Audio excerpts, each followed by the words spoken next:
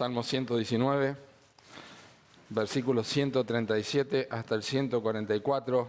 El título de nuestro sermón es Teología para peregrinos. Teología para peregrinos. Lo que quiero compartir con ustedes en esta mañana, antes de que leamos y oremos, es que, una comprensión clara del carácter de Dios y de la palabra de Dios va a capacitar al creyente, que es el peregrino en esta tierra, para mantenerse enfocado en este peregrinaje y ser un testigo de la fidelidad de Dios. Lo voy a repetir, este es el propósito o lo que buscamos con esta enseñanza. Una comprensión clara del carácter justo de Dios y su palabra capacita al creyente para mantenerse enfocado en su peregrinaje y ser un testigo fiel de la fidelidad de Dios, valga la redundancia. Así que leemos 137 hasta el 144. Justo eres tú, oh Jehová, y rectos tus juicios. Tus testimonios que has recomendado son rectos y muy fieles. Mi celo me ha consumido, porque mis enemigos se olvidaron de tus palabras. Sumamente pura es tu palabra, y la ama tu siervo. Pequeño soy yo y desechado, mas no me he olvidado de tus mandamientos. Tu justicia es justicia eterna, y tu ley la verdad. Aflicción y angustia se han apoderado de mí, mas tus mandamientos fueron mi delicia. Justicia eterna son tus testimonios. Dame entendimiento y viviré.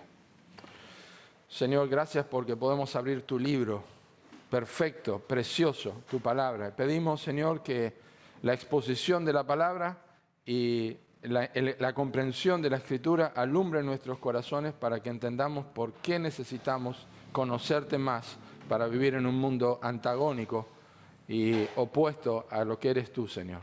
Así que oramos que tú también envíes salvación a aquellos que necesitan y uses tu palabra en sus corazones. En el nombre del Señor Jesucristo. Amén. No sé si todos ustedes tienen una cita favorita en ciertos temas. Algunos en el fútbol, otros en lo que sea, pero en teología hay una cita de un autor que ocupa un lugar muy importante en mi forma de pensar y de la vida cristiana, como la observo, y es una cita de un autor llamado A.W. Tozer, con Z. Tozer, como toser pero con Z. Él ya está con el Señor, un pastor canadiense. Y me encanta esta cita porque ayuda mucho a comprender la relación que hay en la vida cristiana y el conocimiento práctico de la persona de Dios, los atributos de Dios o las perfecciones de Dios. La cita dice lo siguiente, voy a explicar por qué y cómo se aplica al Salmo 119, lo que vamos a ver hoy. Tozer dijo esto: un concepto correcto de Dios es básico, no solamente para la teología sistemática, sino también para la vida práctica del cristiano. Dice, creo que no hay un error en la doctrina o en la enseñanza, o un fracaso en la aplicación de esta doctrina en la vida cristiana, que no pueda ser basada finalmente en pensamientos imperfectos de Dios. Voy a dar dos ejemplos de cómo esto se aplica. Y luego entramos en el Salmo 119. En primer lugar, por ejemplo, un entendimiento del amor y la justicia divina es clave para tener una vida equilibrada cristiana, una vida cristiana equilibrada, un entendimiento del amor y la justicia de Dios. Si tenemos un concepto incorrecto de esto, veremos a Dios solo como amoroso y no lo veremos como justo, y esto puede llevar a justificar el pecado y tener una vida permisiva. La consecuencia de tener este concepto es que los cristianos podrían vivir en pecado, en un pecado habitual, justificándose con frases como Dios conoce mi corazón. ¿Cuál es el concepto correcto que tenemos que tener? Una visión equilibrada reconoce que Dios es amoroso, es santo y justo o digno, como cantamos hoy, lo que lleva a tomar en serio el pecado y a experimentar la gracia de Dios. La consecuencia de esto es que esto impulsa al creyente a vivir en obediencia, aplicando justicia y santidad en la vida diaria. Un concepto correcto de Dios guía la doctrina y las decisiones prácticas, mientras que uno defectuoso desvía el caminar cristiano. Ejemplo número 2. Un entendimiento correcto de que Dios es soberano transforma nuestra actitud hacia la vida, es decir, que Dios controla todas las cosas. Un concepto incorrecto sería ver a Dios como un espectador que está lejos y que puede llevar a depender solo de mis fuerzas, causando ansiedad, agotamiento y un activismo excesivo.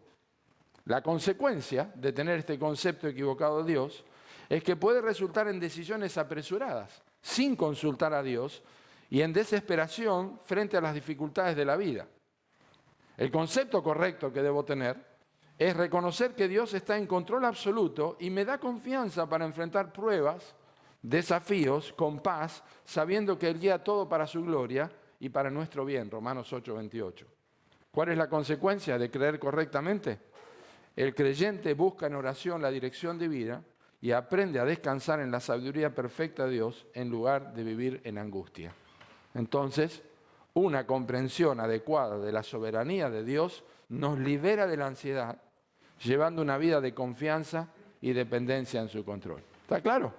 Pensamos correcto de Dios, vivimos correctamente. Pensamos incorrectamente de Dios, vivimos incorrectamente. Vamos a ver cómo el salmista en su vida estaba afectado correctamente porque tenía pensamientos correctos de Dios. Es decir, la teología de este peregrino era correcta y la teología que nosotros necesitamos es la teología de la Biblia, una enseñanza correcta. Si aprendes mal aritmética o matemática o las tablas, vas a tener problemas en toda tu vida en cuanto a cálculos, ¿verdad? Y esto es lo mismo en la teología. En esta sección que nosotros leímos del Salmo 137, se ve una actitud, un atributo o una característica de Dios que es destacable. Si ustedes la notaron, es la característica de la justicia. La justicia de Dios. De hecho, está señalado, si ustedes ven en sus Biblias, tienen esta porción, estos 8 versículos que tienen una de las letras hebreas de las 22 del alfabeto. Estamos en la letra Tzade. La letra Tzade no la vamos a acordar solamente cuando la veamos ahí en la Biblia, pero de allí viene la palabra Tzidkenu. Con T, principio, difícil mencionarla, pero Tzidkenu es una palabra que significa justicia. En Jeremías dice Jehová justicia nuestra, Jehová Tzidkenu, no sé hablar hebreo, y menos predicando, pero significa justicia.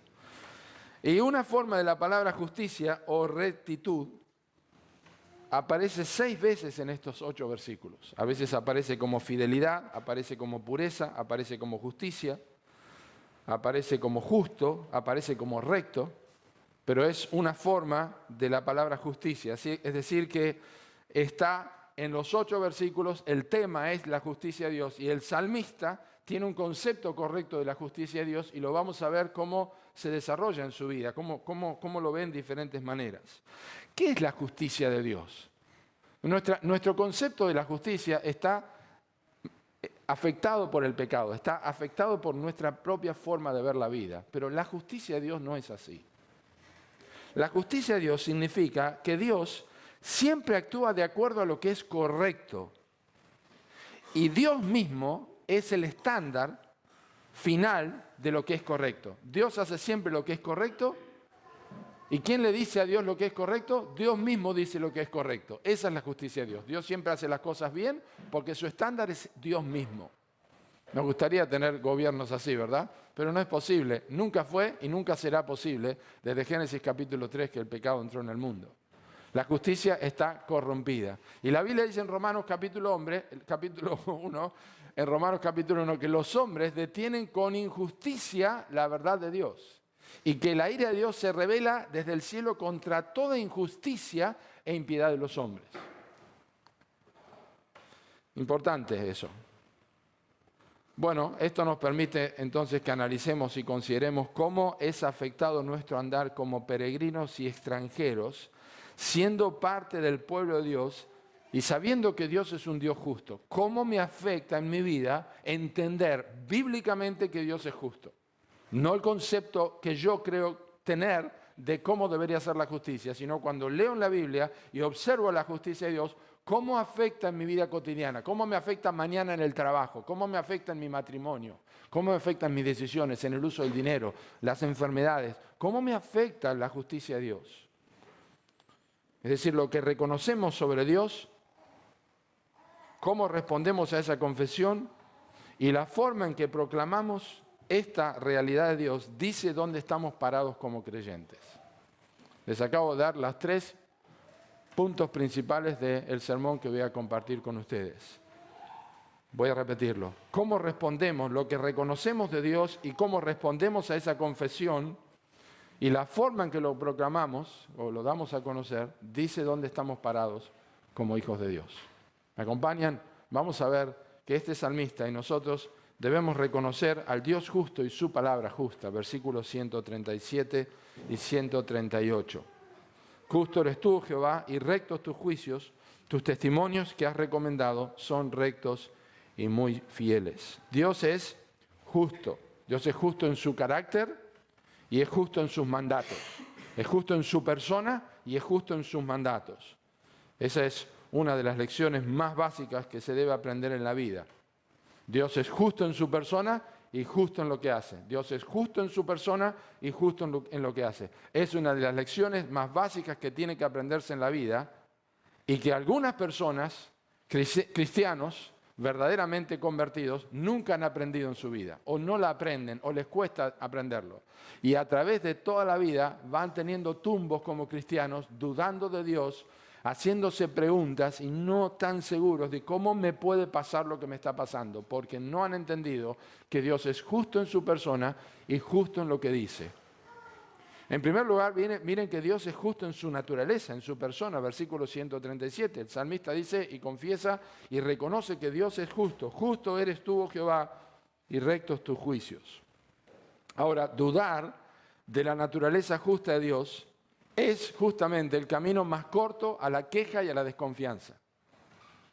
No significa que nunca podamos preguntar por qué. De hecho, debemos preguntar por qué. Muchas veces en oración. Los salmistas lo hicieron. Los profetas lo hicieron. ¿Por qué? Pero no estaban quejándose de Dios como si Dios hubiera hecho algo incorrecto, sino que en su oración y lamentación y preguntando por qué, querían encontrar de parte de Dios la respuesta.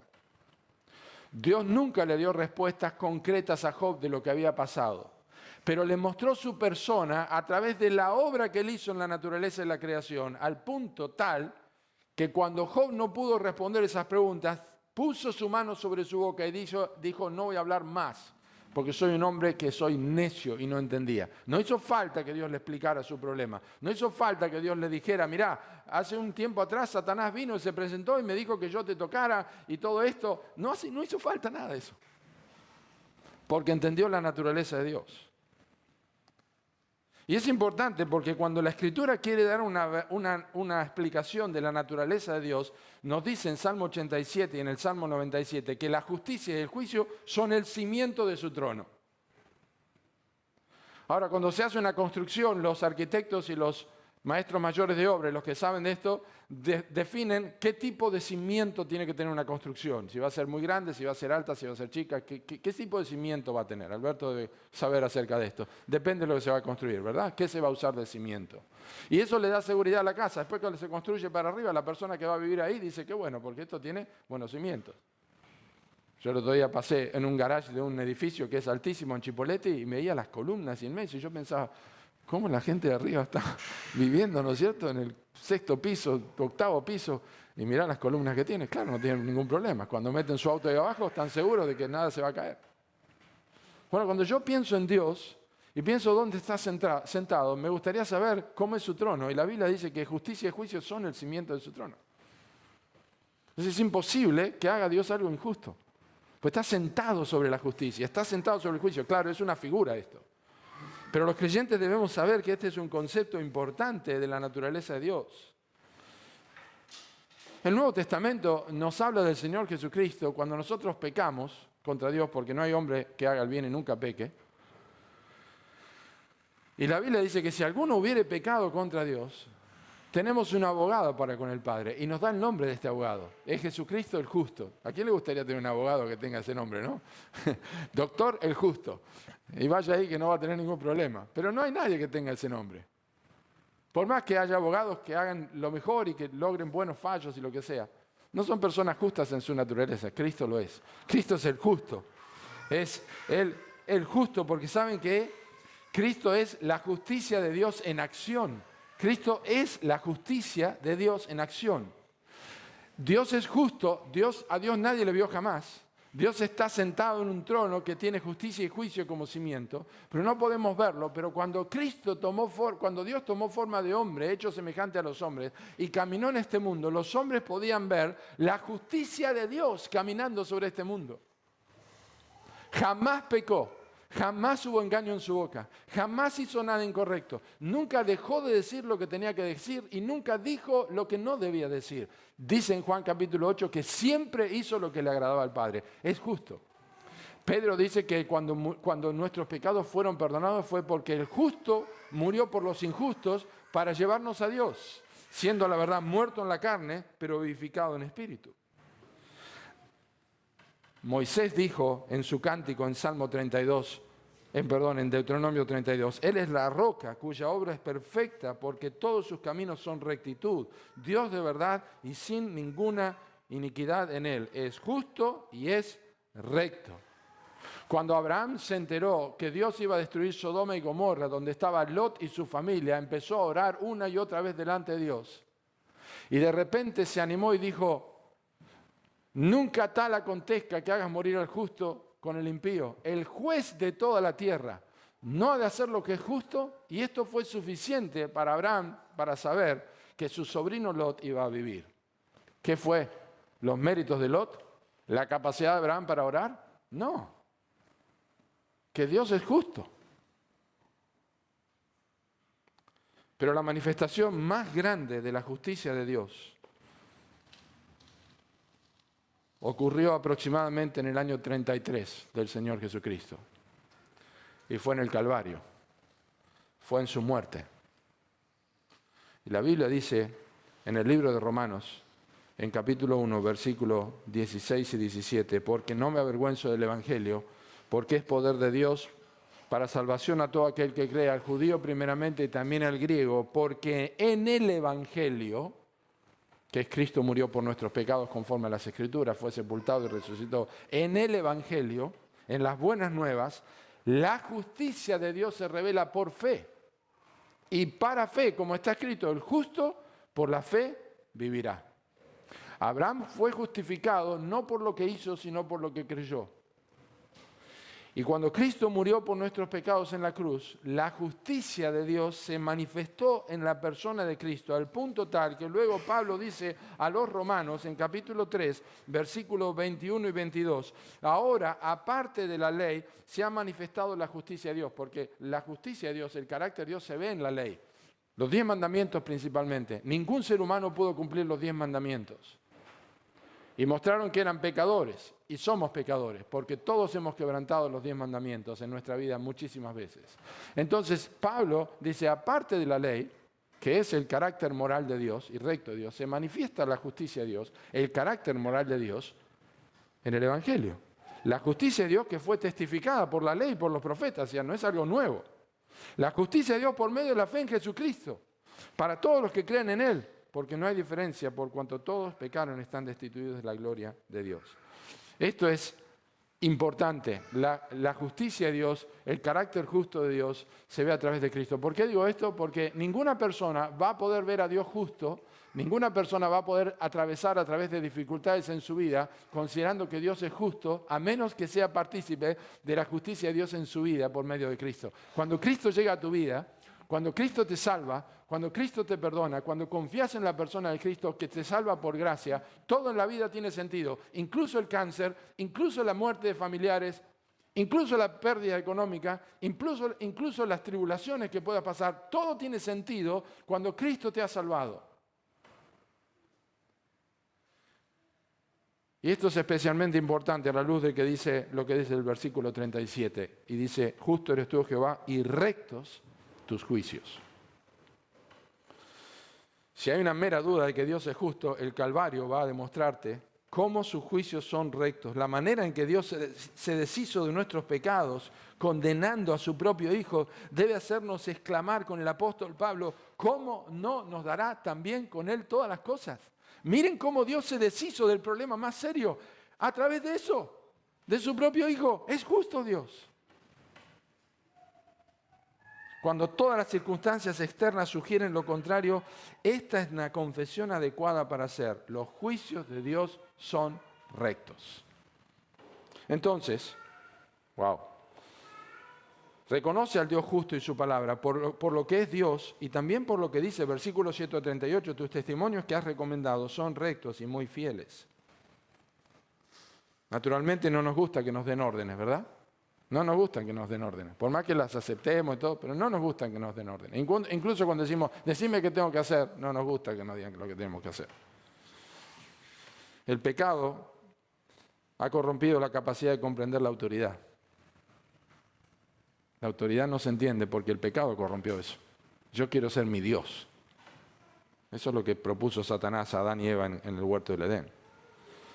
El pecado corrompe la capacidad de comprender la autoridad y esto incluye la autoridad de la palabra de Dios. La Biblia está llena de mandatos.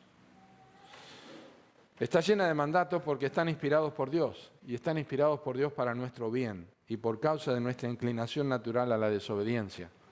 Dios no nos pide nada que nos haga daño, Dios no nos pide nada que nos va a hacer mal, Dios nos pide lo que hagamos que es lo correcto. Pero la Biblia es recta, es muy fiel. Tus testimonios que has recomendado, y la palabra recomendar ahí no es, mira, yo te recomiendo que quizás no es la mejor traducción. Los testimonios que has mandado, que has dictado, son rectos y muy fieles. La palabra de Dios es recta y es muy fiel. Miren, podría decir simplemente son fieles, pero dice muy fieles. Es decir, Dios está jugando allí a través de una expresión que no necesita usar. Dios no necesita usar superlativos para decir lo que es. Dios es fiel. De hecho, es uno de sus atributos. Pero su palabra también es muy fiel. Entonces, la característica de la palabra de Dios es que es exactamente igual a la persona que la proclama. Usted desconfía de una persona, usted ve a una persona que miente y ya desconfía de quién es. Dios no es así. Y lo que nosotros leemos en la Biblia es igual a quien lo dice. Es la esencia de la justicia, es el alma de la verdad. Y si Dios en muchas oportunidades habla para restringirnos, para que no hagamos cosas, como lo hacen cientos de mandamientos, quítense vosotros toda ira, no mintáis los unos a los otros, son mandamientos negativos. Cuando Dios nos da mandamientos que contrarrestan nuestros deseos, porque en esta oportunidad quizás si yo no digo la verdad va a ser mejor, una mentirita blanca, qué sé yo, y Dios dice no. Dios lo que hace cuando nos restringe, lo hace porque es correcto restringirnos, porque a la larga nos va a hacer bien. Un ejemplo, en la política, los legisladores, ¿no? Los diputados y después los senadores, los que legislan son los diputados, los que establecen las leyes. Los legisladores, todos lo sabemos, en todo el mundo es así, así a través de toda la historia, siempre buscan aprobar las leyes que favorecen a su creencia o favorecen a su inclinación, a lo que quieren, ¿verdad? Convicciones, creencias, sean morales, sean de justicia, sean de procesos, lo que sea, el estilo de vida, pero especialmente influenciados por la opinión de la gente. Si yo hago esto porque la gente lo quiere y si yo peleo por esto me van a votar, ¿verdad? Dios no es así. Todo lo que Dios ha mandado en su palabra es completamente justo, recto y fiel. Y aunque a la mayoría de las personas les gustaría vivir en fornicación, Dios dice, huid de la fornicación. Y aunque el adulterio es moneda corriente hoy día, Dios dice, no cometerás adulterio. Y Dios no lo hace para quedar bien con nadie, lo hace porque es justo y es correcto. Israel salió de Egipto sin leyes, ¿saben? Sin leyes salió, 430 años, sin leyes, repleto de costumbres y creencias idolátricas. Pero en 3 meses tenían el código moral y civil que ningún ser humano jamás ha superado. En 3 meses tenían los 10 mandamientos y los 612 mandatos de la ley y nadie jamás los superó. De hecho, muchos usaron la ley de Moisés para generar leyes en sus propios países. ¿Por qué? ¿Por qué fue tan perfecto? Porque venía del corazón de Dios, que es justo y recto. Y Pablo dice en Romanos, la ley es santa y el mandamiento santo, justo y bueno.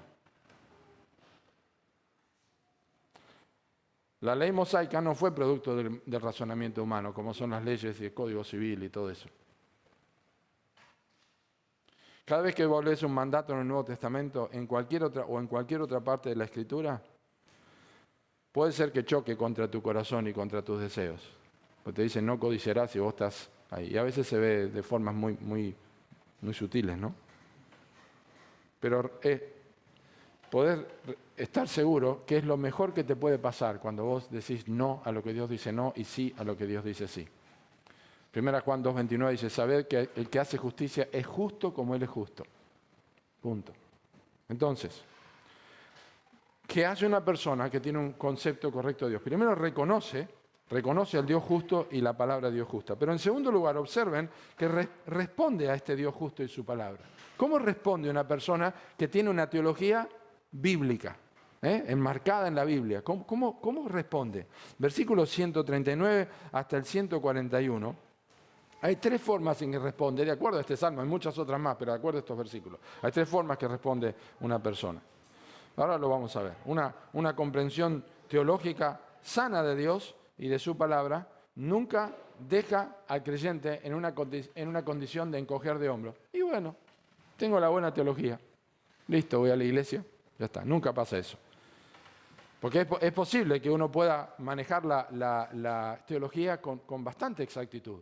Puede conocer autores, puede conocer dónde están las doctrinas de la Biblia, la puede manejar porque dije este teólogo, porque dice aquel, mira esto y lo otro, tiene una sistematización de la doctrina en su cabeza y la teología increíble. Puede ser que lo maneje con bastante exactitud. No está mal eso, está bien, está bien.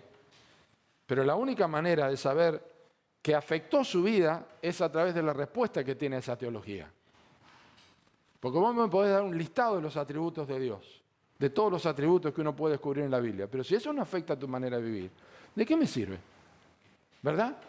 Me podés dar una clase de la santidad de Dios. Yo escuché los 6 sermones, creo que son 6 o son 3, de Sproul sobre la santidad de Dios, que se los recomiendo, están en YouTube. Son muy antiguos, pero son muy buenos.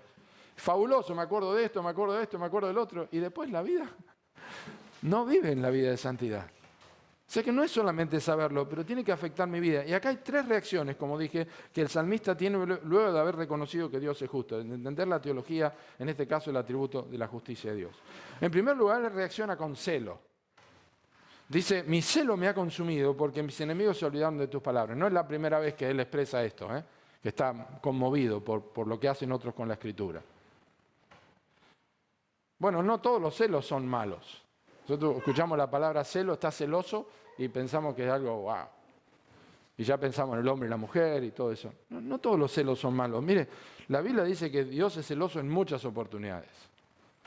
Lo dice en Éxodo 20, en Éxodo 34, en Deuteronomio 4, en Deuteronomio 5, en Deuteronomio 6, en Josué 24 y en Nahum capítulo 1. Dice que Dios es puntualmente, dice, yo soy un Dios celoso. ¿Qué es el celo? Pues eso estaría bueno, ¿no? Saber. El celo es una pasión que se define por las cosas a las que alguien se dedica y el motivo que las impulsa.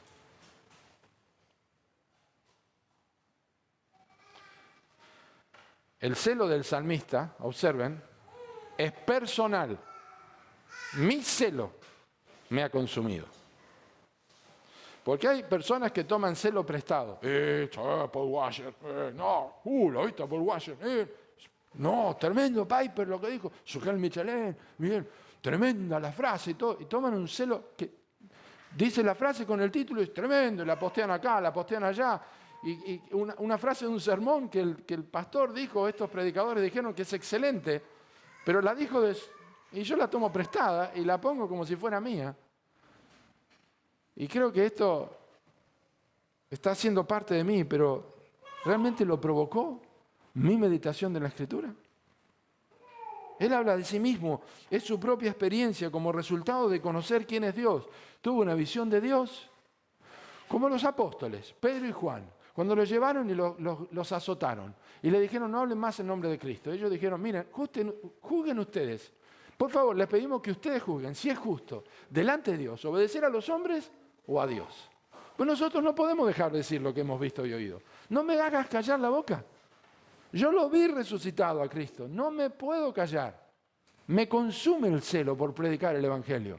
Porque Cristo resucitó. Yo lo vi cuando lo clavaron, yo lo vi cuando lo bajaron, yo lo vi cuando lo envolvieron en la túnica, lo vi cuando lo metieron en la tumba y luego lo vi resucitado. No me hagas callar. No me niegues el Evangelio. Y yo creo que el ejemplo de excelencia en la Biblia, por supuesto, es el Señor Jesucristo, del celo del Señor Jesucristo. Está en Juan capítulo 2, entre versículos 13 hasta el versículo 17. Jesús llega al templo y están en el templo los que vendían palomas, los que cambiaban dinero para que la gente que iba a sacrificios y no venía de lejos, no tenía que comprarlo, comprar ahí, no viniera con una oveja de lejos, la comprara, pero la cobraban más cara y todo este tipo de cosas, ¿no? Cambiaban el dinero, si vos traes dinero de acá, de allá, nosotros te lo cambiamos, ¿qué crees? ¿Te cambio en negro, blue o qué crees? Le decían. Y todo eso. Y Cristo llegó con azote de cuerdas y empezó a volcar las mesas de los cambistas y a liberar las palomas y con un azote de cuerdas hizo todo esto en el templo, tiró todo. Y los discípulos se acordaron de que estaba escrito, el celo de tu casa me consume. Y diríamos, ¿cómo va a ser una cosa así? ¿Pero saben quién probablemente estaba ahí presente? Nicodemo. Y en el capítulo 3, Nicodemo se va con Cristo y le dicen, nosotros sabemos que has venido Dios como maestro, porque no hay nadie que pueda hacer las señales que haces vos si no está Dios con él. Y yo creo que una de las cosas que pasó es que él vio a Cristo tener celo. Tener celo. El corazón de Cristo estaba consumido por Dios y se vio reflejado en su accionar en el templo. Cristo era Dios, pero él tenía en claro quién era su Padre. Y entonces mostró su celo, su verdadero celo por el Padre. Cuanto más y mejor conoces la palabra de Dios, tanto más acertado será tu celo. De lo contrario, puede que solamente sean diferencias de opiniones. Yo tengo celo por la casa de Dios. ¿Y cómo lo mostraba? Y yo quiero que los bancos sean puestos de esta forma. Tengo celo. ¿Qué tiene que ver los bancos con la moneda? Tiene nada que ver. El salmista tenía un celo bien direccionado. Dice, mi celo me consumió porque se olvidaron de tus palabras. Eso es donde tiene que afectarnos el celo. Y la pregunta es, si te afecta la falsa doctrina y la falsa enseñanza y el circo que hay en tantas iglesias, ¿te afecta eso? ¿Te afecta que la gente vaya y lo único que le digan es que sos un campeón? Que Dios tiene un plan tremendo para tu vida, que todo te va a salir bien. ¿No te afecta que la gente la están mandando al infierno? ¿No le están diciendo lo que necesita saber? Que tiene pecado en su vida y que Cristo ha venido para salvarle. ¿No te afecta la opinión pública sobre el género? Transexual, bisexual, LGTB y todo esto. ¿No te afecta que se haya degradado tanto lo que es el plan original de Dios? ¿No te afecta que el aborto sea moneda corriente, que la pedofilia sea cada vez más aceptada? ¿No te afecta que el sexo fuera del matrimonio sea tan normal como respirar? ¿No te afecta que haya resistencia a la autoridad una y otra vez? ¿No te afecta y no te ha afectado todo el asunto del machismo, feminismo, matriarcado, patriarcado? Por favor, ¿qué enseña la Biblia? ¿No te consume el celo por estas cosas cuando conoces a Dios y su palabra? Decir, no, pará. Esto es lo que dice la Biblia sobre estos temas. No, pero nosotros en la iglesia, ¿qué me tenés que decir en la iglesia? Es lo que está en la Biblia. Me consume el celo por esto. Y el salmista dice que este celo por el olvido de la palabra de Dios le generó tanto celo, especialmente cuando los que conocen la Biblia, los que conocen el Evangelio, los que dicen ser cristianos, viven de forma opuesta. Les genera celo porque es diferente a alguien que no conoce. Y tampoco es triste también cuando la gente no honra a Dios. Pero si dice conocer la Biblia, o ir a una iglesia o lo que sea, y vive opuesto a eso, te genera una bronca, te genera un celo. Entonces, reacciona porque conoce a Dios. Primera reacción, celo. Segunda cosa, reacciona con amor.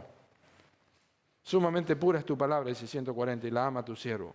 Otra respuesta adecuada al reconocimiento de Dios y su palabra es su pureza. Su pureza. Y esto genera amor. Sumamente pura es tu palabra y la ama tu siervo. La pureza de la Escritura está relacionada, de la Biblia, está relacionada con la justicia de Dios. Pues la palabra hebrea para pura, allí es la palabra refinada. Se fue refinada, o sea, está probada la palabra de Dios. Refinada. Entonces, el valor y la característica de la palabra de Dios refinada, perfecta, pura, llevó al salmista a una conclusión. Llevó al salmista a amar la palabra de Dios. Dice, mira, leo los periódicos, leo un libro, escucho opiniones y todos fallan, pero cuando leo la Biblia, qué delicia, ¿no? Cuando leo la Biblia cada día, qué delicia. No hay nada que yo tenga que tener miedo que está dicho de forma incorrecta. Aunque me duela, pero qué bueno que es leer la Biblia cada día. Es sumamente pura. La amo. Yo la quiero llevar en el celular, la quiero llevar en todos lados, pero quiero leerla. Quiero ocupar el tiempo, si estoy en un estacionamiento, si estoy en otro lado, estoy esperando algo, quiero leerla. Hay una conexión entre lo que decimos y lo que hacemos con lo que decimos. Y esta conexión se llama conclusión. Noten, esto es una conclusión. Sumamente pura es tu palabra y acá hay una conclusión. Y la ama tu siervo. Hay una conexión entre lo que decimos y lo que hacemos con lo que decimos. Y esa conexión se llama conclusión. La Biblia, la palabra de Dios es pura. Bueno, ¿qué vas a hacer con la Biblia? Yo la voy a leer. Yo la voy a memorizar. Yo la voy a estudiar. Yo voy a dedicar tiempo para meditarla. Hay una conclusión. Hay algo que se hace. Y la conclusión demuestra, en el caso del salmista, que valora la palabra de Dios. ¿Hay conclusiones de este tipo en tu vida? Todo lo que conoces de Dios. ¿En qué concluye? ¿En que la Biblia llega a la mitad de semana y ni siquiera la abriste? ¿Qué conclusión es esa que amas la Biblia? De que entendés a Dios como es. ¿Estuviste enamorado o enamorada alguna vez? Y no es que uno deja de estar enamorado.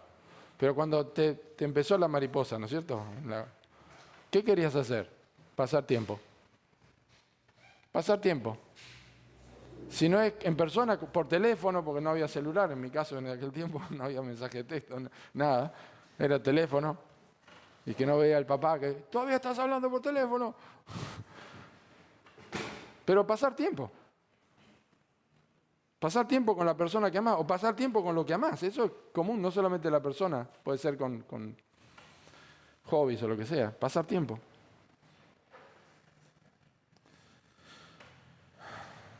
Y es pura la palabra de Dios.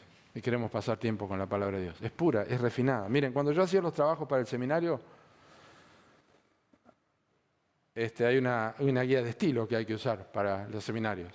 Y esa guía de estilo tiene un montón de puntuaciones y todo eso. Y yo la revisaba una y otra vez, las palabras, los posibles errores, hasta que quedaba tranquilo, lo entregaba.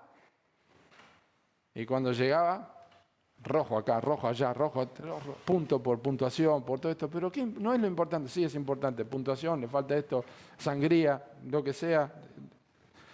El guión para los versículos es largo, no corto. Pero la palabra de Dios no es así. No hay errores que saltan cuando uno la lee.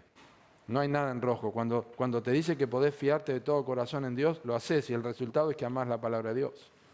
Cuando te dice que tenés que amar a tu esposa como Cristo amó a la iglesia, lo haces y el resultado es que amás la palabra de Dios.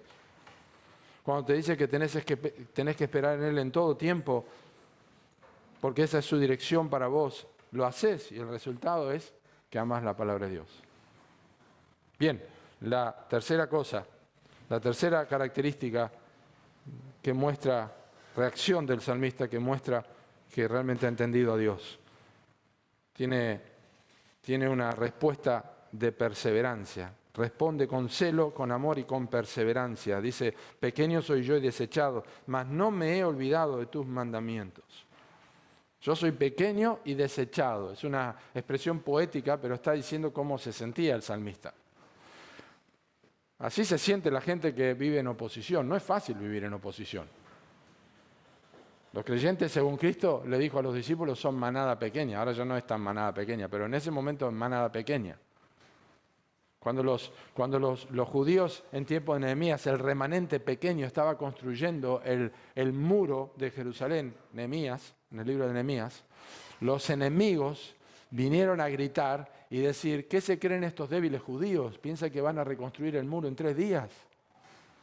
Los oprimían, eran pequeños y desechados, era una cosita así en relación de todos los reinos y los gobernantes de alrededor. Cuando David danzó delante de Dios, su esposa estaba mirándolo por la ventana y lo menospreció en su corazón. Dice que se mostró como un cualquiera y era el rey. David le dijo, fue delante de Dios. David parecía muy chiquitito delante de Goliat, ¿verdad? Del gigante. Incluso pequeño delante de Saúl, porque la Biblia dice que Saúl de hombros arriba era más grande que cualquier otra persona. Pero cuando llegó el momento, Saúl quedó así chiquitito y David era así grande. Incluso más grande que Goliat. ¿Por qué? Porque no se olvidó de la palabra de Dios. Saúl se olvidó de la palabra de Dios. Goliat no conocía la palabra de Dios, pero David conocía la palabra de Dios. El Señor es mi pastor, nada me faltará. Eso es lo que él cantaba. No se olvidó de la palabra de Dios. Igualmente, David era pequeño y desechado, porque lo desechó Saúl. Le dijo, vos sos joven, no vas a poder andar, porque este es un hombre de guerra de su juventud, así que no vas a poder. Goliat lo desechó, le dijo, vení acá, ¿qué te pensás que soy perro para que venga con piedras? Yo te voy a dar a comer tus carnes a las aves del cielo. Lo menospreció. Dice la Biblia que menospreció a David en su corazón. Goliat lo menospreció. Pero fue más útil David que Saúl y más poderoso que Goliat, porque confiaba en la palabra de Dios. No se olvidó de la palabra de Dios. Cristo fue crucificado en debilidad, desechado entre los hombres, pero vive por el poder de Dios. Y no se olvidó de la palabra de Dios. En la cruz dijo, tengo sed. Padre, perdónanos porque no saben lo que hacen. Todo eso es Salmo 22. No se olvidó de la palabra de Dios. Dios mide a los hombres y mujeres con su palabra, no con una cinta métrica. Y si es cierto que frente a un reconocimiento de quién es Dios, es cierto que frente a un reconocimiento de quién es Dios, viene también un reconocimiento de quiénes somos nosotros. Es decir, cuando el salmista dice, pequeño soy yo y desechado, es porque adelante de Dios no soy nada. No soy nada. Así oró Abraham cuando oraba a Dios. Y yo no soy, yo soy polvo y ceniza, yo no soy nada, pero Dios, el justo eres tú, Señor. No olvidamos la palabra de Dios a pesar de ello. Y esto es lo que nos equilibra en un mundo inmoral y pecaminoso. Nos equilibra la palabra de Dios, que aunque yo soy pequeño y desechado, que aunque soy un pecador perdido, aunque soy dejado de lado por otros, requiere perseverancia. Aunque vivo en un mundo inmoral y pecaminoso y confío en Dios, esto requiere perseverancia.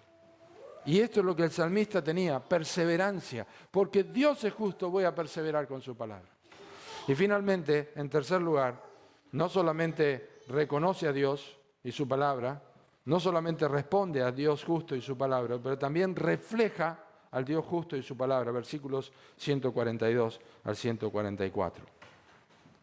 Es una triste realidad, ahora vamos a ir uno por uno, pero es una realidad triste cuando el conocimiento y la preparación que nosotros tenemos de Dios no desemboca en una confesión pública, en una evidencia, una demostración pública de nuestra fe. El salmista hace todo lo contrario, demuestra su vida y da a conocer todo lo que ha visto y todo lo que ha hecho. Como dije los apóstoles, no podemos dejar de decir lo que hemos visto y oído.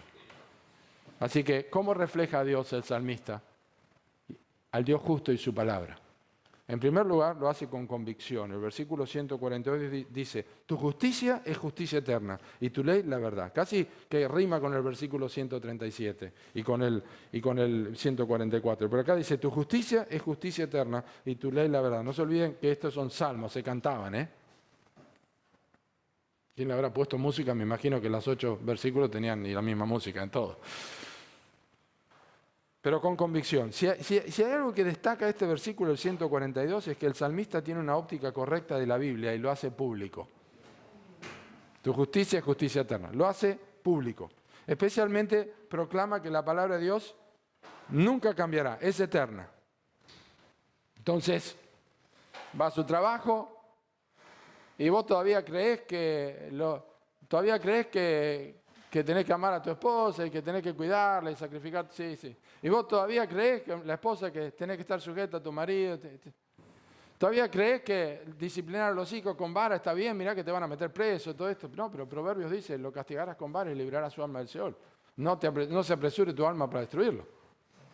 Pero es lo que la Biblia enseña. ¿Todavía crees en la Biblia? Sí, porque es eterna. La palabra de Dios nunca va a cambiar. Jesús dijo, el cielo y la tierra pasarán, pero mi palabra no va a pasar. Es una seguridad para el creyente que Dios no va a cambiar. Dios es inmutable. Y esto tiene un enfoque tanto consolador como aterrador, el hecho de que Dios no va a cambiar y su palabra no va a cambiar. Es consolador porque Dios dice que me ama y me ama eternamente y profundamente y que conoce todas las cosas. Dios sabe todas las cosas. Y Dios sabe que yo le amo cuando creo que no le amo. Como dijo el pastor MacArthur. Está bueno saber que Dios es omnisciente, porque si Dios no fuera omnisciente, Dios no sabría si yo le amo. En muchas oportunidades, porque soy semejante a este mundo que a un creyente, pero Dios es omnisciente y sabe que le amo. Entonces, es consolador que la palabra de Dios no cambia como Dios no cambia. Es consolador para los creyentes que saben que Dios va a hacer lo que dijo. Es consolador para nosotros esto. Pero también es aterrador por la misma razón para los inconversos, porque la Biblia dice que está establecido a los hombres que mueran una sola vez y después de esto el juicio. Que el infierno existe, que Dios va a juzgar con justicia, porque es justo. Es aterrador. ¿De dónde saca el salmista que la justicia de Dios es eterna? De todo lo que Dios ha dicho, que es verdad. Y esta convicción le permite caminar como un peregrino, confiado. Dios no me va a fallar. Tengo convicción. Y lo reflejo en mi vida. ¿Cómo aguantás? ¿Cómo aguantás tantas cosas en tu vida? ¿Es porque vas a la iglesia? ¿Vos tenés un Dios aparte? No. Yo aguanto porque creo en el Dios de su palabra que es sumamente pura. Y creo en la Escritura. Y aguanto y tengo convicción que eso es así.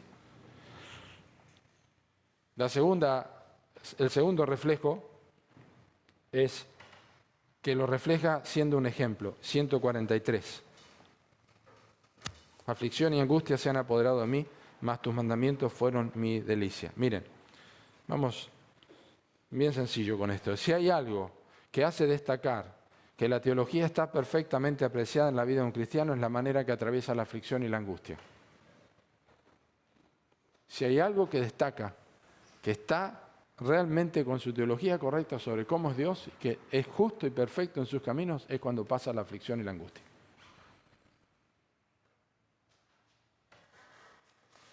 Como los discípulos cruzando el mar de Galilea, seguían remando, aunque el viento les era contrario, seguían remando, porque Cristo no los iba a desamparar. Para el salmista fue como la tormenta a los discípulos, porque el versículo cuando dice aflicción y angustia se han apoderado, es la palabra hebrea que significa me ha encontrado. Está en 162. En el 162 dice, me regocijo en tu palabra como el que haya muchos despojos, me encuentra. Entonces, cuando la aflicción le encuentra, el salmista está confiando en Dios. Pasa la aflicción. Aflicciones y angustias. Observen, aflicción y angustia. Aflicción es externa, angustia es principalmente interno. Y la angustia y las aflicciones son los carceleros de Satanás. Para los creyentes. Son los carceleros sombríos de Satanás. Son la cárcel del castillo de la duda en el progreso del peregrino, que si no lo han leído, léanlo. El progreso del peregrino, este peregrino llevado con fe, con este otro compañero, allí al castillo de la duda. El gigante de la desesperación estaba allí y los tenía encerrados. ¿Saben cómo salieron después de varios días y varias noches? Cristiano se acordó que tenía en el cuello una llave que se llamaba fe, que abría todas las puertas, cualquier puerta. Fe y confianza en la palabra de Dios. Y así salieron. ¿Por qué? El salmista también salió de la aflicción, porque tenía su delicia, no en sí mismo, mira lo que me está pasando, a vos no te pasa lo que a mí me pasa, no, tenía su confianza en la palabra de Dios. Cada vez que pasás por una aflicción fuerte y una angustia y seguís adelante, estás diciéndole a todos, yo confío en que Dios es justo y que su palabra es verdad. ¿Cómo aguantás? Yo confío en que Dios es justo y su palabra. Aunque Él me mate, yo voy a seguir esperando en Dios. Pablo dijo, en todo fuimos atribulados, de fuera conflictos, de dentro temores, y sin embargo, Dios lo consoló. ¿Cómo? Dios consuela a los humildes, dice. De fuera conflictos, de dentro temores, pero como Dios consuela a los humildes, nos consoló con la llegada de Tito. Hizo algo para animarnos Dios. Los que se sujetan a la palabra de Dios dócilmente y aprecian los tratos de Dios son ejemplo. Son ejemplo.